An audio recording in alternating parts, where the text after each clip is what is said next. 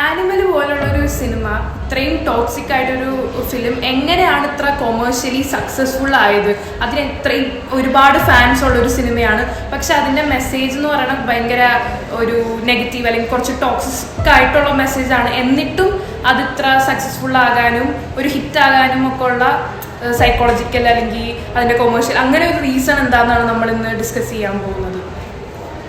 ആൾക്കാർ കൂടുതൽ ആൻറ്റിസിപ്പേറ്റ് ചെയ്തിരിക്കുന്ന ഒരു പടം കൂടിയാണ് ഈ ആനിമൽ എന്ന് പറയുന്നത്. പോരാഞ്ഞിട്ട് ഇതിൻ്റെ 1 year ആനിവേഴ്സറി ടൈമിൽ ഇവരിതിന് അടുത്തൊരു നെക്സ്റ്റ് ഒരു പാർട്ട് ലൈക്ക് അനിമൽ പാർട്ട് 2 അല്ലെങ്കിൽ 3 വരെ ഇറക്കാനുള്ള ഒരു ആലോചനയിൽ ഇവർക്ക് നമുക്ക് തന്നിട്ടുണ്ട്. ഇതൊരു കൊമേഴ്ഷ്യൽ ഹിറ്റിലോട്ട് എത്തുന്നുള്ളൊരു കാര്യം നമ്മൾ ആരും പ്രതീക്ഷിച്ചിട്ടുണ്ടായിരുന്നില്ല. ബിക്കോസ് ആൾക്കാർ അത്രയും എന്താ പറയുക ഇതിനെ ഏറ്റെടുത്തു ഈ മൂവിനെ. അതുകൊണ്ടാണ് അവർ ഇപ്പോഴും അനിമൽ 3 പാർട്ട് 2, 3 ഇനിയും ഇറക്കോ ഇല്ലയോ എന്നുള്ള കാര്യം അറിയാൻ കൂടിയിട്ട്. എന്തുകൊണ്ടാണ് ആനിമൽ പോലത്തുള്ള സിനിമ ഇത്രയും പാർട്ടുകൾ ഇറങ്ങുന്നത്, എത്രയും സെലിബ്രേറ്റ് ചെയ്യപ്പെടുന്നത് ഭയങ്കര ഒരു ക്വസ്റ്റ്യനാണ്. കാരണം ഒന്നെങ്കിൽ ഇത് റിലേറ്റ് ചെയ്യപ്പെടുന്ന അല്ലെങ്കിൽ ഒരു രീതിയിൽ ഒരു എൻ്റർടൈൻമെൻ്റ് ആവുന്നത് കൊണ്ടായിരിക്കാം.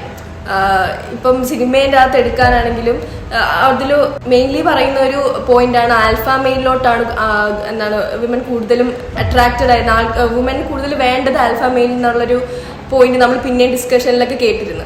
അപ്പോൾ ഈ ഒരു വുമൻ എപ്പോഴും പ്രൊട്ടക്റ്റഡ് ആവേണ്ട ആൾക്കാരും മെൻ പ്രൊട്ടക്റ്റ് ചെയ്യേണ്ട ആൾക്കാരും എന്നുള്ളൊരു കോൺസെപ്റ്റ് എന്താണ് ഉള്ളത് കൊണ്ടാണ് ആ ഒരു സിനിമ അങ്ങനത്തെ ഉള്ളൊരു രീതിയിൽ സെലിബ്രേറ്റ് ചെയ്യപ്പെടുന്നത്. അതേപോലെ തന്നെ ഇപ്പം ഈ സിനിമയിൽ ഇപ്പം പറഞ്ഞു നിർത്തിയ പോലെ തന്നെ നമുക്കാണെങ്കിൽ കാണാൻ പറ്റും. ഇപ്പം ഈ ആൽഫ മെയിലിൻ്റെ പലതരം ട്രേറ്റ്സ് നമുക്ക് കാണാൻ പറ്റും. അതായത് മെയിൻലി രൺബീറിൻ്റെ ക്യാരക്ടറെ ചുറ്റിപ്പറ്റിയാണ് രശ്മികയുടെ ക്യാരക്ടർ ഇവോൾവ് ചെയ്യുന്നത്. രശ്മികയുടെ ക്യാരക്ടറിനൊരു പ്രത്യേകമായ ഒരു ആംബിഷനോ അല്ലെങ്കിൽ ഡ്രീമോ ഒന്നും നമുക്കതിൽ കാണാൻ പറ്റില്ല. കാരണം അവളെ കല്യാണം കഴിച്ചു, അതിന് ശേഷം അവർ ഫാമിലിയായിട്ട് കുട്ടികളായിട്ട് ജീവിക്കുന്നു. അതിൻ്റെ ഇടയ്ക്ക് രൺബീർ വേറെ എക്സ്ട്രാ മാരിറ്റൽ അഫെയറിന് പോയിട്ട് തിരിച്ച് വരുമ്പോഴും രശ്മിക ഭയങ്കര നോർമലൈസ് ചെയ്ത് അത് അക്സെപ്റ്റ് ചെയ്യണം എന്നാണ് ഈ സിനിമയിലൂടെ കാണിച്ചു വെക്കുന്നത്. അത് ഇപ്പോഴത്തെ ഒരു സൊസൈറ്റിയിൽ നമ്മൾ തിങ്ക് ചെയ്യുന്നതിനെ വിപരീതമായിട്ട് ആണുങ്ങൾ എന്ത് തെറ്റ് ചെയ്താലും അത് സ്ത്രീകളൊന്നും ക്വസ്റ്റ്യൻ ചെയ്യാതെ അത് അക്സെപ്റ്റ് ചെയ്യണം, അല്ലെങ്കിൽ അത് അവരുടെ അവസ്ഥ കൊണ്ടാണ്, അല്ലെങ്കിൽ അവർക്ക് എന്തെങ്കിലുമൊക്കെ ഒരു ബുദ്ധിമുട്ടുകൾ സംഭവിക്കുന്നത് കൊണ്ടാണ് അവരിങ്ങനത്തെ ഒരു പാത്തിലേക്ക് പോകുന്നതെന്നുള്ളൊരു മെസ്സേജും ലൈക്ക് നോയിങ്ലി ഓർ അൺനോയിങ്ലി അത് കൊടുക്കുന്നുണ്ട് പുറത്തേക്ക്. അത് ഭയങ്കരമായിട്ട് അതും ഒരു ലെവൽ ഓഫ് ടോക്സിസിറ്റിയെ വളർത്തുന്ന പോലെയാണ് ഈ സിനിമയിലൂടെ കാണിക്കുന്നത്. പിന്നെ ആൽഫ മെയിൽസിനെ പറ്റിയിട്ട് പറയുമ്പോൾ ആൻഡ്രൂ ടേറ്റിനെ പറ്റിയും പറയാണ്ടിരിക്കാൻ പറ്റില്ല. നമ്മുടെ ഒരു ടീനേജേഴ്സിൻ്റെ ഇടയിൽ അല്ലെങ്കിൽ ഒരു യങ് അഡൾട്ട്സിൻ്റെ ഇടയിലാണെങ്കിലും ഭയങ്കരമായിട്ട് ഒരു ഇൻഫ്ലുവൻസ് ചെയ്യുന്ന ഒരു ടോപ്പിക്കാണ് ആൽഫ മെയിൽ എന്ന് പറയുന്നത്. ആൽഫ മെയിലിനെ പോലെ ആകാൻ വേണ്ടി ശ്രമിക്കുന്ന കുറേ ആളുകളുണ്ട്. ആൽഫ മെയിൽ എന്നുള്ള ഡെഫിനിഷൻ തന്നെ അവർ വിചാരിക്കുന്നത് എന്താ, സ്ത്രീകളെ ഹെയ്റ്റ് ചെയ്യണം, മിസോജനിസ്റ്റിക് ആയിട്ടും ഷവനിസ്റ്റിക് ആയിട്ടും ഒക്കെ പെരുമാറുന്നത് എന്തോ വലിയ അച്ചീവ്മെന്റ് ആണ്, അല്ലെങ്കിൽ അത് നമ്മുടെ സ്ത്രീകളുടെ അടുത്തൊന്നും മിണ്ടില്ല, അങ്ങനെ ഒറ്റപ്പെട്ട് നടക്കുന്നതൊക്കെ ഭയങ്കര എന്തോ വലിയ കാര്യമാണെന്നുള്ള രീതിയിലാണ് ഇവര് ആൽഫ മെയിൽ എന്നുള്ളൊരു ഒരു കോൺസെപ്റ്റ് തന്നെ സറൗണ്ട് ചെയ്ത് നടക്കുന്നത്. ഈ ഫിലിമിലാണെങ്കിൽ ആൽഫ മെയിൽ എന്നുള്ളൊരു ആ ഒരു കോൺസെപ്റ്റിനെ ഭയങ്കരമായിട്ട് ഗ്ലോറിഫൈ ചെയ്ത് കാണിക്കുന്നുണ്ട്. ആൽഫ മെയിലാണ് ഭയങ്കര സുപ്പീരിയർ, ബാക്കിയുള്ള ആൽഫ മെയിൽ അല്ലാത്തവരൊക്കെ എന്താണ് ഫെയിലിയർ ആയി കിടക്കുന്ന ആൾക്കാരാണെന്നുള്ള രീതിയിലാണ് കാണിക്കുന്നത്. ഈ സിനിമയിലാണെങ്കിൽ സ്ത്രീകളെ ഭയങ്കരമായിട്ട് ഹെയ്റ്റ് ചെയ്യുന്നത് മാത്രമല്ല, സ്ത്രീകൾക്ക് പ്രത്യേകിച്ച് റോളൊന്നുമില്ല. എല്ലാ സിനിമയിലും സ്ത്രീകൾ വേണമെന്നില്ല, പക്ഷെ ഈ ഉള്ള റോളുകളിൽ എന്തിനോ വേണ്ടിയുള്ള റോളുകളായിരുന്നു. രശ്മികയുടെ ആയാലും തൃപ്തിയുടെ ആയാലും അതിൻ്റെ ഉള്ളിലുള്ള എല്ലാ ഫീമെയിൽ ക്യാരക്ടേഴ്സും രൺബീറിനെ പുകഴ്ത്താനും അല്ലെങ്കിൽ ആ ഒരു ക്യാരക്ടറിനെ സറൗണ്ട് ചെയ്ത് നിൽക്കുന്ന റോളുകളായിരുന്നു എല്ലാ ഫീമെയിൽ ക്യാരക്ടേഴ്സും. പിന്നെ ഈ മൂവിയിൽ ഫീമെയിൽ ക്യാരക്ടേഴ്സിനെ റെപ്രസെന്റ് ചെയ്യിക്കുന്നത് എന്താ പറയുക, അവർക്ക് പ്രത്യേകിച്ച് ഒരു റോൾ ഇതിൽ കൊടുക്കുന്നില്ല. പോരാന്നിട്ട് അവർ എന്താ പറയുക, അവർക്കൊരു ഇപ്പം മെയിനായിട്ടുള്ള പ്രൊട്ടഗോണിസ്റ്റിൻ്റെ സെക്ഷൽ ഡിസയേഴ്സ് ഫുൾഫിൽ ചെയ്യാനും അവർക്ക് വേണ്ടിയിട്ടുള്ള കാര്യങ്ങൾ ലൈക്ക് കുക്ക് ചെയ്ത് ഫുഡ് വെച്ച് കൊടുക്കാനും അവരുടെ ഡ്രസ്സ് അലക്കാനുള്ള കാര്യങ്ങൾ അങ്ങനത്തെയുള്ള കാര്യങ്ങൾക്ക് മാത്രമാണ് ഇവർ ഫീമെയിൽ ക്യാരക്ടേഴ്സിനെ റെപ്രസെന്റ് ചെയ്യിപ്പിക്കുന്നത് ഈ മൂവിയിൽ. ഈ എന്താ പറയുക മെയിനായിട്ടുള്ള പ്രൊട്ടഗോണിസ്റ്റിന് മാത്രമല്ല, ഈ വില്ലൻ ക്യാരക്ടേഴ്സ് അഭിനയിക്കുന്ന ആൾക്കാരായാലും ഒന്നിൽ കൂടുതലും ഭാര്യമാരുണ്ട്. അവരൊക്കെ ഇയാളുടെ ഒരു എന്താ പറയുക സ്ലേവറി ലൈക്ക് ഒരു അടിമത്തം പോലെയാണ് അതിൽ റെപ്രസെന്റ് ചെയ്യിപ്പിക്കുന്നത് അവരുടെ റോൾസ്. ലൈക്ക് അവരുടെ ആ ഒരു മീൻസ് അവർക്ക് ആ ടൈമിൽ ഫീമെയിൽ ക്യാരക്ടറിനെ കാണുമ്പോഴുള്ള ഓരോ സെക്ഷൽ ഡിസയേഴ്സ് തീർക്കാനും കാണിക്കാനും. ഇപ്പം രൺവീർ കപൂറാണ് ഇത് ചെയ്തേക്കുന്നത്. അപ്പം രൺവീർ കപൂറിന് ഇപ്പോൾ ബർഫി പോലത്തെ ഉള്ളൊരു മൂവിയൊക്കെ ചെയ്തിട്ട് ഇങ്ങനത്തെ ഒരു ക്യാരക്ടറിലോട്ട് അപ്രോച്ച് ചെയ്യുമ്പോഴത്തേക്കും പുറത്തുനിന്ന് അപ്പം ഒരുപാട് പേരുണ്ടാവും രൺവീർ കപൂർ ആളെ ഫോളോ ചെയ്യുന്ന ഫാൻസ് ആയിട്ടുള്ള ആൾക്കാർ. അപ്പം ഇതേപോലത്തെ ഒരു ക്യാരക്ടറും കൂടി അപ്രോച്ച് ചെയ്യുമ്പോഴത്തേക്കും പുറത്തുനിന്ന് ആൾക്കാർ കാണുമ്പോഴത്തേക്കും ഓക്കെ ഇതും ശരിയാണ്, അല്ലെങ്കിൽ ഇതിനൊരു ഇൻഫ്ലുവൻസ് ലൈക്ക് ആളെ ഫോളോ ചെയ്യുന്ന ആൾക്കാർക്ക് ഇത് നല്ലൊരു ഇൻഫ്ലുവൻസ് അല്ല, ഇതിന്നൊരു വലിയൊരു ഇൻഫ്ലുവൻസ് ഉണ്ടാവും. മാത്രമല്ല ഇപ്പൊ രശ്മികയുടെ കാര്യം പറയാനാണെങ്കിലും പുഷ്പ പോലത്തെ ഒരു സിനിമയായാലും ഇങ്ങനത്തെ ഒരു ക്യാരക്ടറിൽ തന്നെയാണ് ഫോളോ ചെയ്ത് പോകുന്നത്. അപ്പോൾ രശ്മികയുടെ ഒരുപാട് ഫീമെയിൽ ഫാൻസ് രശ്മികയ്ക്ക് ഉണ്ടാവും. അപ്പം എന്താണ് നോക്കുമ്പോൾ രശ്മിക ഇങ്ങനെയാണ് ഫോളോ ചെയ്യുന്നത്, അപ്പോൾ അത് ശരിയാണ്, അല്ലെങ്കിൽ ഇത് നമുക്ക് ചെയ്യാം, ലൈക്ക് ഇത് സൊസൈറ്റിയിലുള്ളതാണ്, ലൈക്ക് അത് രശ്മികയെ പോലത്തെ ഒരാൾ ചെയ്യുമ്പോഴത്തേക്കും അത് സെലിബ്രേറ്റ് ചെയ്യപ്പെടുക തന്നെ ചെയ്യും. ഇപ്പൊ ദേവേന്ദ് പറഞ്ഞ പോലെ ആണെങ്കിലും ആക്ടേഴ്സ് മാത്രമല്ല, നമ്മളിതിലെ ഒരു മെയിൻ കാര്യമായിട്ട് നമ്മൾ ചിന്തിക്കേണ്ടത് ഇവിടുത്തെ ഡയറക്ടറിന്റെ വ്യൂവും കൂടെയാണ്. കാരണം ഡയറക്ടർ സന്ദീപ് റെഡ്ഡി വാങ്ക തന്നെയാണ്. പുള്ളി ഈ ഒരു ഫുൾ ഈ സിനിമകളിലെല്ലാം കാണിക്കുന്നത് ഈ ഒരു ഫുൾ വയലൻസും അതേപോലെ തന്നെ പുള്ളി പോർട്രേ ചെയ്യാൻ ആഗ്രഹിക്കുന്ന ഭയങ്കര ടിപ്പിക്കൽ ട്രഡീഷണൽ മെൻ, അതായത് സ്ത്രീകളെ ഭയങ്കരമായിട്ട് അടിമകളായി കണ്ട് ഭയങ്കര പവറിൽ ജീവിക്കുന്ന ഒരു മെയിൽ ാണ് കാണിക്കുന്നത്. അതാണ് സ്ട്രോങ്, അല്ലെങ്കിൽ അതാണ് പവർ. സ്ത്രീകൾ ഭയങ്കര ഡെലിക്കറ്റ് ആണെന്ന്, അങ്ങനെ ഡെലിക്കറ്റ് ആണെന്നുള്ള അങ്ങനെ തന്നെ പുള്ളി ഒരു ഇന്റർവ്യൂവിൽ പറഞ്ഞിട്ടുമുണ്ട്. Like women are so sensitive and delicate എന്നുള്ള രീതിക്കൊക്കെ പുള്ളി പല ഇന്റർവ്യൂസിലും കൊടുത്തിട്ടുണ്ട്. ഇപ്പം പുള്ളിയുടെ വേറെ സിനിമകൾ നോക്കുകയാണെങ്കിൽ ഇപ്പം അർജുൻ റെഡ്ഡി ആണെങ്കിലും ശരി, അല്ലെങ്കിൽ ആനിമൽ ആണെങ്കിലും ശരി, രണ്ട് എൻവയോൺമെന്റിലുള്ള സിനിമകൾ തന്നെയാണ്. പക്ഷെ ഇത് സെയിം അല്ലെങ്കിൽ ബേസ് എന്ന് പറയുന്നത് ഒരേപോലെ തന്നെയാണ്.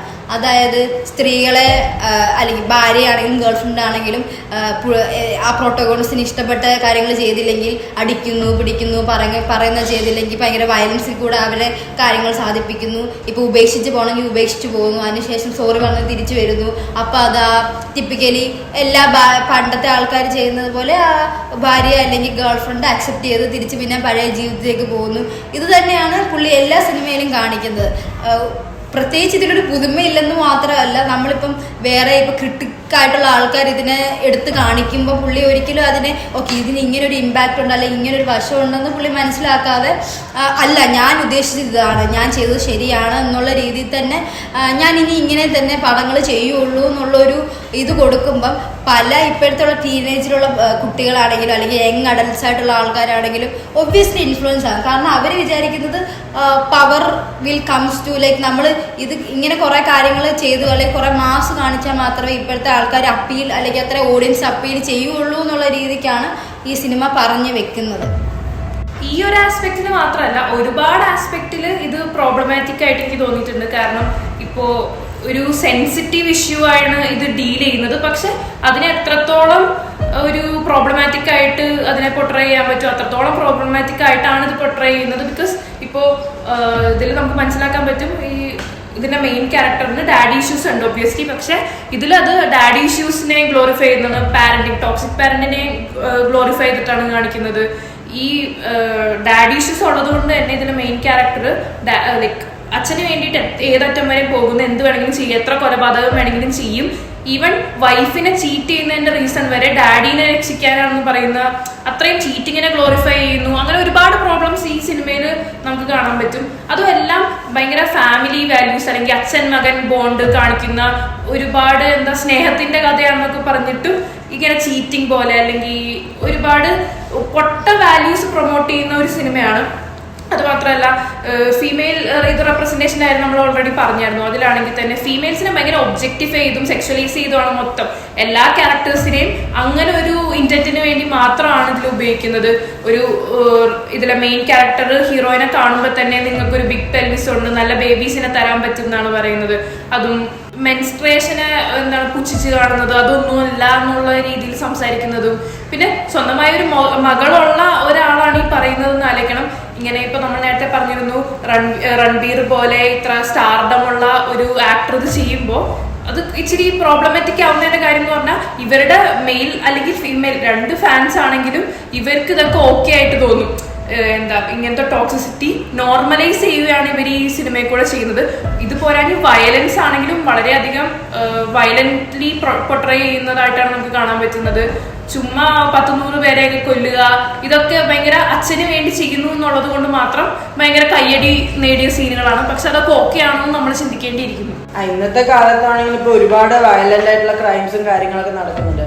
അതിൽ സിനിമയ്ക്ക് ഒരു ഭാഗം ഉണ്ടോ എന്ന് ചോദിച്ചാൽ ഇല്ലാന്ന് പറയാനും പറ്റില്ല. അങ്ങനെ മീൻസ് ലൈക്ക് എന്താ പറയുക, ഇപ്പോഴത്തെ ജനറേഷനത്തെ പിള്ളേരെന്ന് പറയുന്നത് ഈ സിനിമകളൊക്കെ കണ്ട് വളരുന്ന ഒരു പ്രായം, മീൻസ് ഒരു ജനറേഷനാണ്. ലൈക്ക് അവർ ഭയങ്കര ഇംപ്രഷനബിൾ ഓഡിയൻസ് ആണ്. അപ്പൊ ഇവർ ഇതൊക്കെ കാണുമ്പോൾ അതിലൊക്കെ ഇങ്ങനെ ഓരോ ആൾക്കാരെ കൊല്ലുന്നത് കണ്ടിട്ട് അതിൽ കുറെ മാസ് ബീജിയം കാര്യങ്ങളൊക്കെ ഇടുമ്പോൾ ഭയങ്കര ഹീറോയിക് ആയിട്ട് കാണിക്കുകയും അപ്പൊ ഇവർക്കൊക്കെ ഇത് ഭയങ്കര ഇങ്ങനെയാണ്, ഇതൊക്കെ ചെയ്താൽ ഭയങ്കര മാസാണ്, ഭയങ്കര ഹീറോയിക്കാണ്. അപ്പൊ നമുക്കും അങ്ങനത്തെ ഒരു രീതിക്ക് അവർക്ക് മൈൻഡ് അങ്ങനെ പോകുന്ന ഒരു പ്രായം കൂടി ആയതുകൊണ്ട് അവർ അങ്ങനെയൊക്കെ തോന്നും, ഇങ്ങനെയാണ് മാസ് എന്ന് പറയുന്ന ഒരു കാര്യം, ഇങ്ങനെ അടി വഴക്ക് അങ്ങനെയൊക്കെ പോകുമ്പോൾ ആൾക്കാർ ഇങ്ങനെ ഭയങ്കരമായിട്ട് എന്തെങ്കിലും പ്രശ്നത്തിലൊക്കെ പോയി പെട്ട് കഴിഞ്ഞാൽ അങ്ങനെ എന്തെങ്കിലും കഴിക്കുമ്പോൾ ഒരു പേര് വരും, അവർക്ക് ആ ഒരു പേരുണ്ടാവും. അപ്പൊ ഭയങ്കര മാസാവും, നമ്മൾ ആൾക്കാരുടെ മുന്നിലൊക്കെ വലിയൊരു ആളാവും എന്നുള്ളൊരു ഡോമിനന്റ് ക്യാരക്ടർ ആവുന്നുള്ളൊരു ഫീൽ അവർക്ക് പലപ്പോഴും തോന്നിയിട്ടുണ്ട്. ഇനി വരാൻ പോകുന്ന സിനിമകളിലായാൽ കൂടിയും ഇങ്ങനത്തെ ഉള്ള സ്ക്രിപ്റ്റും കാര്യങ്ങളൊക്കെ ഇപ്പോഴത്തെ ജനറേഷനിലെ പിള്ളേർക്ക് കൂടി എഫക്റ്റ് ആവും എന്നുള്ളൊരു രീതി കൂടി അവർ ചിന്തിച്ചിട്ട് വേണം കൈകാര്യം ചെയ്യാനായിട്ട്. ലൈക്ക് ഇപ്പോഴത്തെ ലൈക്ക് സർട്ടിഫിക്കേഷൻസും കാര്യങ്ങളൊക്കെ സ്ട്രോങ് ആക്കണം. ലൈക്ക് ആൻഡ് സ്ക്രിപ്റ്റ് റൈറ്റേഴ്സ് അതിനനുസരിച്ചുള്ള കാര്യങ്ങളായിരിക്കണം ചെയ്യേണ്ടി വരുന്നത്. ബിക്കോസ് അത്രയും ഓഡിയൻസ് നമ്മുടെ ഇപ്പോഴത്തെ ജനറേഷനിലെ പിള്ളേർ അത്രയും അത് കണ്ടിട്ട് ഇൻഫ്ലുവൻസ് ആവണ ഒരു ജനറേഷൻ കൂടി ആയതുകൊണ്ട് നമ്മളത് ശ്രദ്ധിക്കേണ്ടതായിട്ടുള്ള കാര്യമാണ്.